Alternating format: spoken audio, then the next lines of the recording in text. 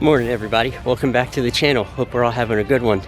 So most of you have noticed, if you've been following me for the last few weeks, is that I'm a big fan of training with the rings. So we've got a beginning ring workout if you want to get started on your own ring training. So the first question you might have is, where the heck do I hang these things? Well, one of the things that I like the most about the rings is the versatility. You can take them anywhere and throw them over any overhead sturdy surface, such as a tree branch, playground, an indoor pull-up bar. Essentially, the world becomes your gym. Another thing that I like about working with the rings is that you get a range of movement that you just can't do with free weights or body weight training. It's an unstable surface and it's going to be moving, so you get activation in muscle groups that you just can't use in other forms of exercise. For today's beginner ring workout, I've thrown the straps over the top of this oak tree branch. It's high enough to the point where we can do pull-ups, and also low enough that the straps can reach where we can do some push-ups closer to the ground. So the first exercise you'll want to do is the dip support hold. Basically, you want to put the rings just a little bit above your waist and hold yourself. You want to make sure that you keep your hands right by your side. Use your core to stabilize your body so you don't swing.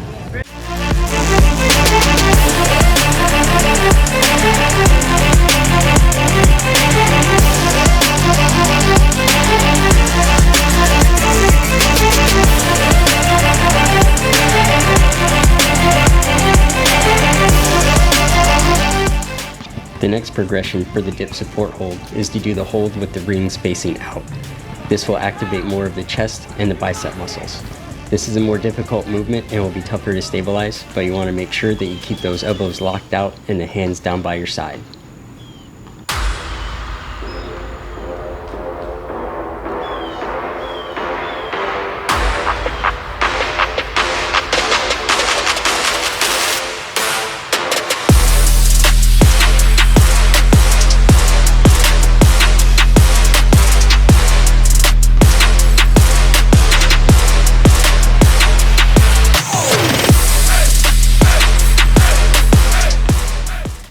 The next exercise is the dip. Now, the lower that you set the rings to the ground, the more easy the movement. So for beginners, we're going to start with the rings about a foot above the ground to create a lever and decrease resistance on your upper body. Grab the rings and push yourself up. Make sure that you're bracing your core so that you're keeping your body stable as the rings tend to wobble. Again, you want to make sure that you keep your arms directly by your sides while doing this exercise. To increase the resistance, move the rings higher off the ground to increase the length of the lever.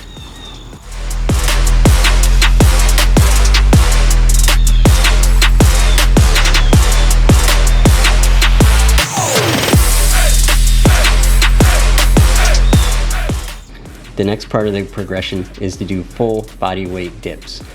At this point, your body is no longer touching the ground in any part. You're 100% lifting your own body weight.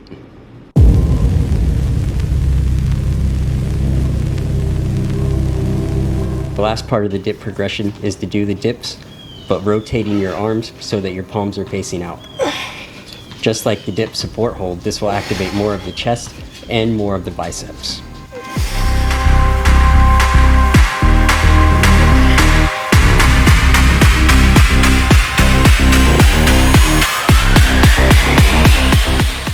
Our next exercise is going to be push-ups. But first we're going to start with the push-up support hold. Here, you want to make sure that our body is straight and we're bracing our core so that we keep everything level and in line and no movement. Next progression is to turn our arms so that our palms are facing out.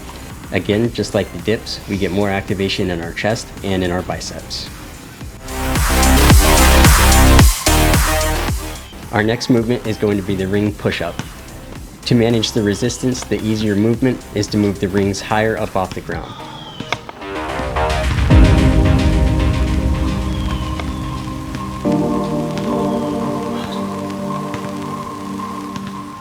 Once you get stronger, you're able to move the rings closer to the ground so that your body is more parallel. This will create more resistance and overload the muscles. Again, we want to make sure that the rings and our hands are directly by our sides.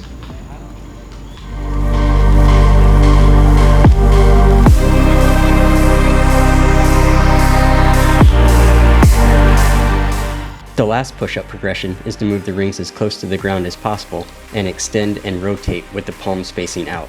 Just like the dip, this will activate more of our chest muscles as well as our biceps. This is the hardest and last progression for the ring push-up.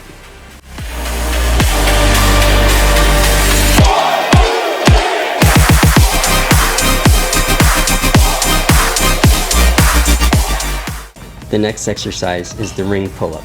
This is a pulling exercise that will target the muscles in the back.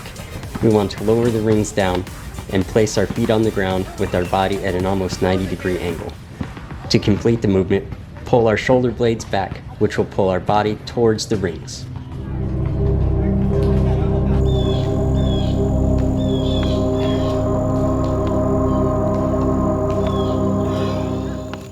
Once we get strong enough, we can move ahead in the progression to the full body weight pull-up. At this point, none of our body parts are touching the ground, and we're 100% lifting all of our body weight. Again, pull the shoulder blades back to pull ourselves up and rotate the hands when we get to the top of the movement. Try not to swing too much and use your core to brace your body to keep it still. The next pulling exercise is the body weight row. We want to place our feet on the ground with our body at an angle hanging from the rings. We want to pull our shoulder blades together so that our body raises and pulls ourselves towards the rings. Rotate our hands as we get to the top of the movement to activate more of our shoulder muscles. To increase the difficulty of the movement, move your feet forward in front of you to make your body more parallel to the ground. This will increase the resistance and make the movement more difficult.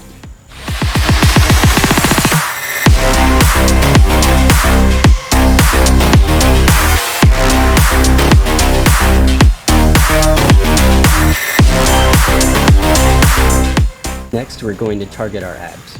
All of the exercises that we've done hit the abs, but this one will hit it specifically. Raise the rings to a point where you can hang underneath and have full movement of your knees.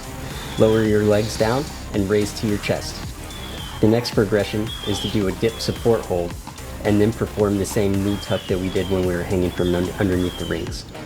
This will force you to brace your core as well as work the muscles to actively raise your legs.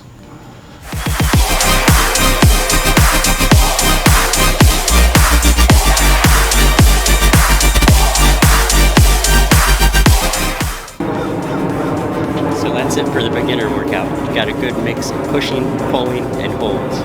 You want to do this workout 2 to 3 times a week.